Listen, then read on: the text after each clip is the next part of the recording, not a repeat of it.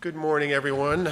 I'm a lab person, so I'm not used to this, speaking in person or even doing any of this. I've been the lab director just for a few years, since 2022, in Colorado here. So I am the Colorado Newborn Screening Program Manager for the Department of Health and Environment at Colorado here. And listening to that first video, I'm going to change up somewhat of my slides here, because I was going to start with a little history of newborn screening, a little history of newborn screening in Colorado, and then move on to kind of the meat of my presentation here. But I think we can go through a lot of that. I think a lot of you have a good understanding of newborn screening, but I want to make a few points here as I go through that. They talked about PKU, and it is the point around that when PKU was introduced in the 1960s, and up to this point, and up to early 2000, that it was a small fits and starts of conditions that were added. In Colorado, homocystinuria was added in 1979 with 4 other conditions at that time, and then it kind of fell off our panel until mass spec was introduced.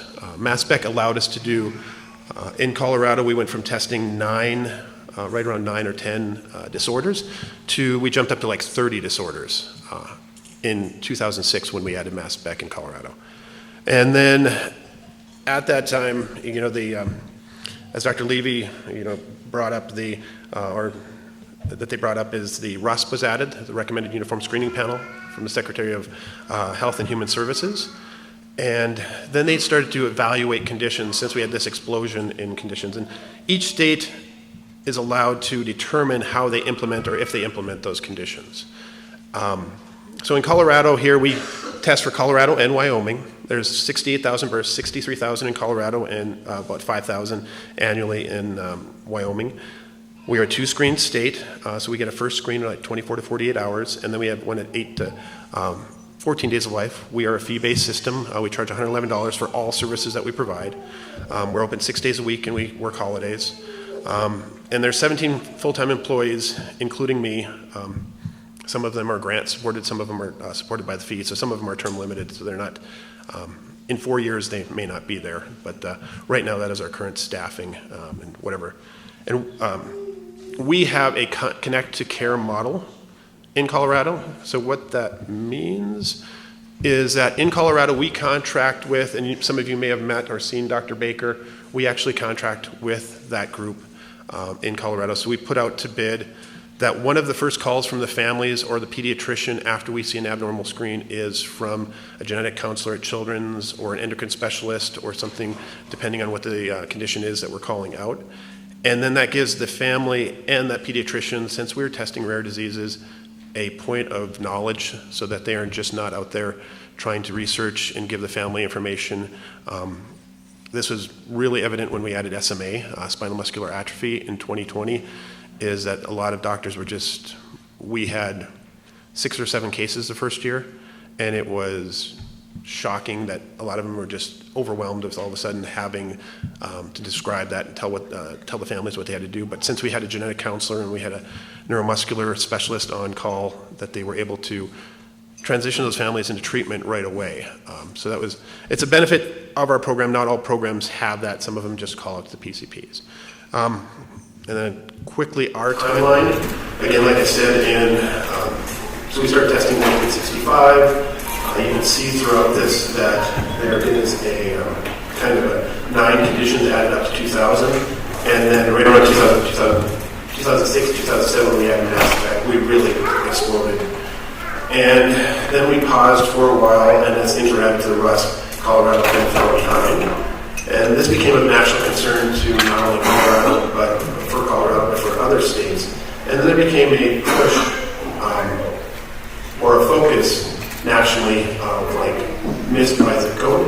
This is not normally the term they use. Normally they'll use something death by zip code, meaning depending on what state you're born in, your child may be missed because something may be on the RUSP, but they're not testing for it in your state. So that became a big state focus for eventually Colorado to align with the RUSP and other states to align with the RUSP. So nationally there was a big push for that, a lot of effort and toolkits for Association of Public Health Laboratories is someone or a group we belong with. And they provide toolkits, algorithms, training, look at second-tier testing, and there became a lot of focus on improving and implementing new conditions after mass spec. So there was a lot of focus on getting the next one in and then having a great algorithm for that. But a lot of those conditions that were added early and early with mass spec, not a lot of effort was based on quality. It was just quantity of all of a sudden we could test a lot of conditions, and we just started testing a lot of conditions. So we were testing them, but what were we looking at when we were testing them? Were we actually catching kids? So in July of 2019, the Colorado Newborn Screening Program lost its director, and for a while we were in COVID world. So we had somewhat time to do things, but I listened to, I was a, I guess, interim kind of director without the authority or the pay. So we started doing more education in the group, and one of the webinars that we listened to was on homocystinuria. And after listening to that webinar, I talked to our mass spec scientist. So we have scientists based on bench. He's responsible for the large majority of our testing since a lot of it's done in mass spec. And in that webinar, it was talking about cutoffs and missing kids and everything else like that. And I went and talked to him and it said, what are our cutoffs? What, issues should we adjust this and everything else like that? And he just said, we'd be lucky to find a case where our cutoff was. So we were one of the worst cutoffs for methionine in the nation. So in the matter of 2 months, we went from our cutoff from methionine being 100 to cutting it in half down to 48 with the idea of moving that around. So when I talk about the connect to care issue, some of that working that out is talking to those.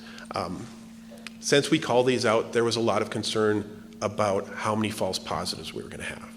And it became an issue. It became one of those things that we could leverage that we were a two-screen state. We could put out a lot of early first screen methionine, homocystinuria positive kids or borderline, and then wait and test on the second, because a lot of those will resolve on the second screen since we're a two-screen state. So we could really lower that cutoff, and then we became one of the lower cutoffs.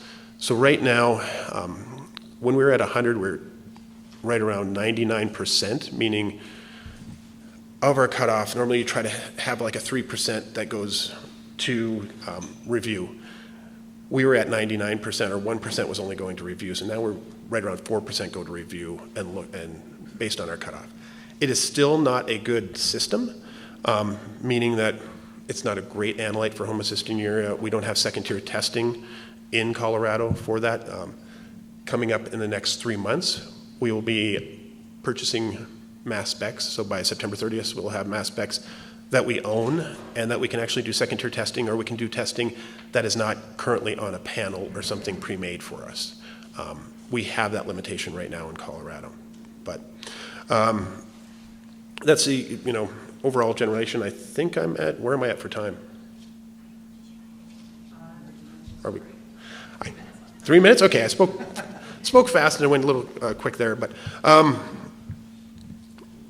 and we've continued, so we'll be implementing second-tier testing, but we've changed our methods, and even with that method, we've brought that down. If you look at our website now, you'll see that our cutoff is actually lower than 48 just because we've changed methods. And that's what we've implemented now, is a regular review of all conditions. It wasn't just homocystinuria that we were failing on. There was cystic fibrosis. There were other ones where it was just, they were implemented and they were just let to run. It wasn't a reevaluation of our population. It wasn't a reevaluation of our cutoffs. We were focusing on adding the next condition, and then whatever we had added, we just left run. So there was no quality improvement on anything that we were running. And it's one of the big things that we've changed over the past few years, of looking at these on a regular basis, doing a population study and seeing if we need to adjust that cutoff every year, and looking at our false positives and our false negatives to make sure that we don't miss kids. And the last little part of this is when we moved that down to 48, about 3 to 6 months later, we got a call from Children's, and they're saying, hey, we have a 2-year-old here that looks like they have homocystinuria. Screen was 2 years ago, and if we would have lowered our cutoff at that time, we would have caught them, because their methionine level was 53 and we'd load at 48, but our cutoff was 100 at the time, so we were not even close to being able to catch that child. So that was another missed case and another example of why we needed to look into this and move this forward. But, we are just up the road, so any of you that were in town, I should have offered this probably before, that if you would like to tour the lab or see a newborn screening lab or anybody in town, we can do that. We're just in the Lowry campus. My cell phone's not on this, but and if you ever need to call or email me and you want to just stop by, we're open for tours at any time just to look through and if you ever want to talk. Thank you.